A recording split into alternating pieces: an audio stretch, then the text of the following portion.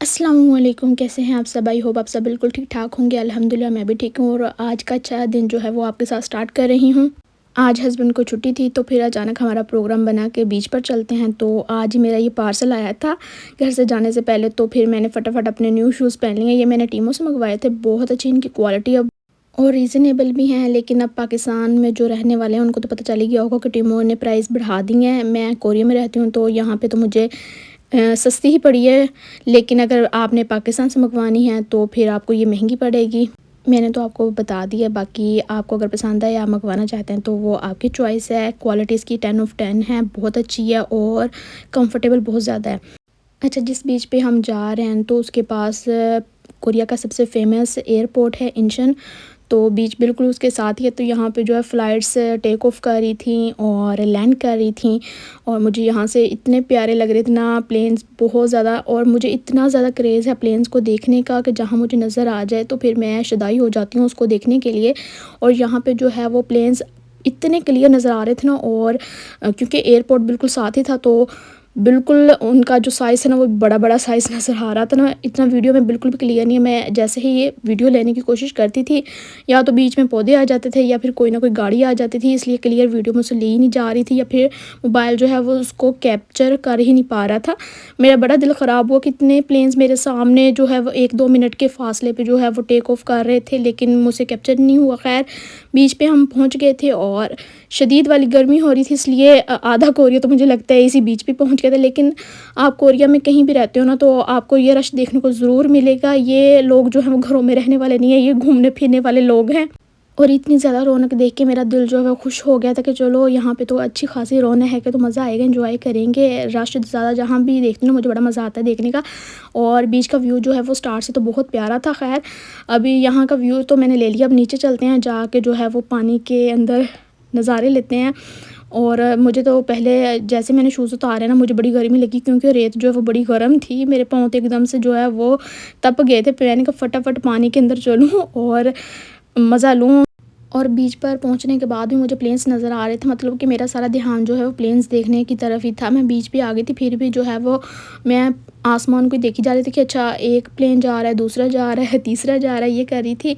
और जब हम आए थे ना तो पानी जो है वो किनारों से काफ़ी दूर था, तो हमने कहा कि चलो ना यहाँ पे मतलब कुछ बनाते हैं, लिखते हैं रेत के ऊपर। अब मैंने ना सोचा था कि मैं ईयर्स लिखूँगी कि हमें इतने साल हो गए हैं मिले हुए, और इंशाल्लाह ताला अपनी ज़िंदगी में जो है वो और साल एक साथ बनाएंगे, यादें बनाएंगे जब तक ज़िंदगी है इंशाल्लाह ताला। तो ना फिर हमें लगी थी थोड़ी सी प्यास, तो हम पानी पीने चले गए हैं। 5 से 7 मिनट हमने जो है वो लगाए होंगे इस चीज़ के लिए। और जब वापस आए हैं तो पानी जो वो एकदम से किनारों के पास पहुंच गया था, जो उसका एक प्रॉपर शाम का टाइम था ना, लेकिन ये दोपहर में ही आ गया था। मुझे तो हस्बैंड ने बोला था कि ये शाम के टाइम पानी बढ़ जाता है, लहरें बढ़ जाती हैं समंदर की, और शाम के टाइम ख़तरनाक होती हैं ये लहरें। तो मैंने कहा चलो ठीक है, अभी तो बड़ा टाइम है, हम तो मतलब कि 1-2 बजे के करीब गए थे, तो मुझे क्या पता था कि 10 मिनट के अंदर अंदर जो है वो पानी प्रॉपर अपनी जो है वो जहाँ तक उसकी एक स्पेस थी बनाई हुई, जहाँ तक उसकी लहरें आती हैं वहाँ तक पहुँच भी गया था। और ये दोपहर का टाइम था, शाम के टाइम तक तो पता नहीं उसने कहाँ जाना था।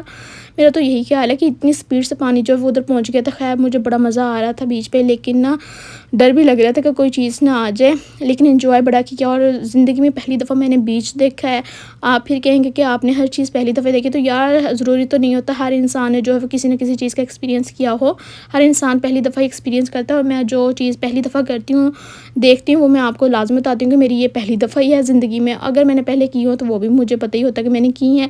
तो यहाँ पे ना बर्ड्स इतने प्यारे लग रहे थे ना, और एक छोटी सी बच्ची उनको दाने डाल रही थी, कोई भी जो चीज़ होती है उनकी खुराक वगैरह वो डाल रही थी। और बर्ड्स जो हैं वो उसकी तरफ जो है वो ध्यान लगा के बैठे हुए थे कि हमें और डालें और हम जो है वो और दाना लें इससे। और उसके बाद यहाँ पे मुझे एक चीज़ ये देखने को मिली कि यहाँ इंसानों के साथ साथ तो डॉग्स भी नहा रहे थे। तो मेरा तो दिल ही बड़ा ख़राब हो गया, क्योंकि मुझे एक तो डॉग से डर बड़ा लगता है, और दूसरा एक ही पानी में जहाँ इंसान नहा रहे हैं वहीं डॉग्स भी नहाएं तो अजीब लगता है मुझे। और फिर मेरा दिल नहीं कर रहा था कि पानी में घूमूं। जहाँ मुझे डॉग्स नज़र आए मैं तो उस साइड से गायब ही हो गई।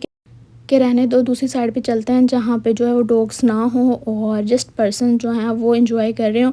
اور یہاں پہ جو ہے چھوٹے سے چھوٹا بچہ بڑے سے بڑا انسان جو ہے وہ سارے مل کے انجوائے کر رہے تھے. یہاں پہ نا کچھ چھوٹے چھوٹے بچے جو ہیں وہ مٹی کے ریت کے ساتھ جو ہے نا وہ کچھ بنانے کی کوشش کر رہے تھے, لیکن پانی کی جو لہریں ہیں وہ آتی تھیں اور ان کو مٹا کر چلی جاتی تھی. بڑا وہ انجوائے کر رہے تھے اور میرا بھی دل کیا تھا کہ میں یہاں پہ کچھ کروں. پھر میں نے سوچا یار 1 منٹ میں جو ہے وہ ساری لہر نے اس کو اڑا دینا ہے اور مجھ سے لکھا بھی نہیں جانا اتنے ٹائم میں.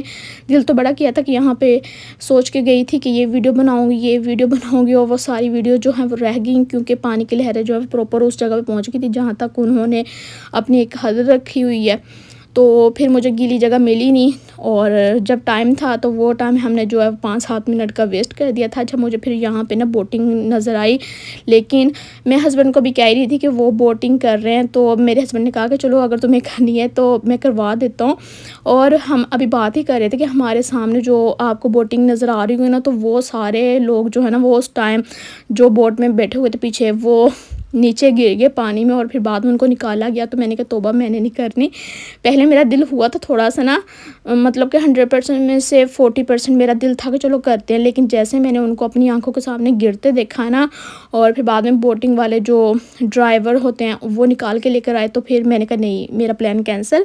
اس کے بعد ہم نے خوب انجوائے کیا اور پھر پانی شانی پیا واپسی پہ اور اب پھر گھر نکل آئے تھے. اور راستے میں جو ہے وہ یہ خوبصورت نظارے دیکھنے کو مل رہے تھے, پہاڑ اور یہ گرینری اتنا اچھا مجھے لگتا ہے نا. ایک سکون سا فیل ہوتا ہے آپ کو دنیا سے دور اور ایک جدوجہد سے دور ہو کے انسان تھوڑے ٹائم کے لیے ریلیکس ہو تو وہ چیز بڑی اچھی ہوتی ہے. اور ہر انسان کو ریلیکس ہونا چاہیے, اپنے آپ کو ایک پراپر ٹائم دینا چاہیے. دنیا کے کام تو کبھی ختم نہیں ہوتے اور یہ ہمیشہ چلتے ہیں. آپ ہوں دنیا میں آپ نہ ہوں, آپ کے گھر والے یا پھر دنیا والے جو ہیں وہ کام کرتے رہیں گے. زندگی اسی کا نام ہے اور یہ چلتی رہے گی. کسی کے جانے سے یا کسی کے آنے سے کسی کی زندگی جو ہے وہ ختم نہیں ہوتی, رک نہیں جاتی.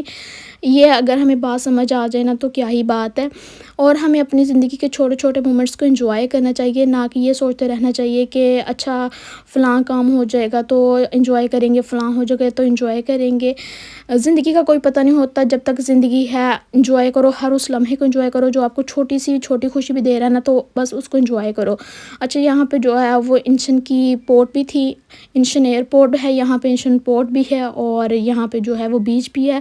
اتنے زیادہ کوریا میں بیچ ہے نا تو ابھی تو میں نے ایک کو دیکھا ہے اور انشاءاللہ تعالی آگے بھی کئی اور بیچ ایکسپلور کروں گی اگر گرمیاں رہیں تب تک تو. اور اس کے بعد ہم گھر آ گئے تھے, بڑا میں تھک گئی تھی پھر میں نے ولاگ نہیں بنایا اور یہ 2nd ڈے کا ولاگ ہے. اور ابھی ہم آئے ہوئے تھے شاپنگ کرنے, مجھے کچھ چیزیں لینی تھیں اور پھر میرے ہسبینڈ مجھے لے آئے کہ جو لینی ہیں وہ آپ لے لو. یہاں پہ مجھے نا چھوٹے چھوٹے ریسٹورنٹس اتنے پیارے لگتے ہیں, اتنے پیارے کیوٹ کیفیز بنائے ہوئے ہیں. یہاں پہ ہر ایک کیفے کے اوپر میرا دل آیا جاتا ہے کہ اچھا اس کو بھی بنا لوں, اس کی ویڈیو بھی بنا لوں.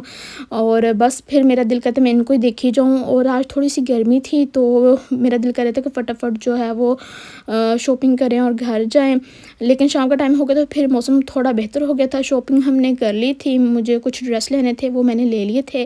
اور پھر ہمیں بھوک لگ گئی تھی تو مومس ٹچ پہ آ گئے, یہاں سے ہم نے برگر شرگر کھائے. تو برگر یہاں پہ چکن تو ہم کھا نہیں سکتے کیونکہ وہ حلال نہیں ہوتا, تو پھر ہم نے شرمپ برگر منگوایا. پہلے میں شرمپ بالکل بھی نہیں کھاتی تھی لیکن اب میں نے کھانا شروع کر دیا کیونکہ آپشن ہی نہیں ہے. اور اگر آپ نے کہیں باہر جانا ہو تو پھر آپ کے لیے آپشن یہی ہے کہ آپ شرمپ والا برگر کھا لو, تو پھر ایڈجسٹ کر لیا. اچھا یہاں پہ نا ایک شاپ کے باہر کریلے لگے ہوئے تھے, آڑو لگے ہوئے تھے اور ٹماٹر, ساتھ میں جو ہے وہ ہری مرچیں بھی لگی ہوئی تھی. تو مجھے نا پاکستان کی یاد آ گئی یہ سب کچھ دیکھ کے کہ آرگینک چیزیں یہاں بھی لگائی جاتی ہیں. اچھا ان لوگوں کو نا بڑا شوق ہے آرگینک چیزیں لگانے کا.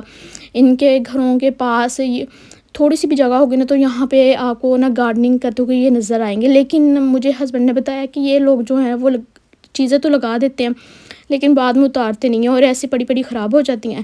پھر ہمیں ای مارٹ سے کچھ شاپنگ کرنی تھی تو جو میں کپڑے لے کر آئی تھی اپنے شاپنگ کر کے تو وہ پھر ہم نے لاکر میں رکھے تاکہ ہم باقی شاپنگ جو ہے وہ ریلیکس ہو کے کر سکیں. اور یہاں پہ جو ہے وہ مجھے کافی پیارے پیارے شوز نظر آ رہے تھے لیکن میں نے اب ٹیموں سے اپنے منگوا لیے ہیں تو مجھے تو وہی اچھے ہیں اور وہ سستے بھی تھے.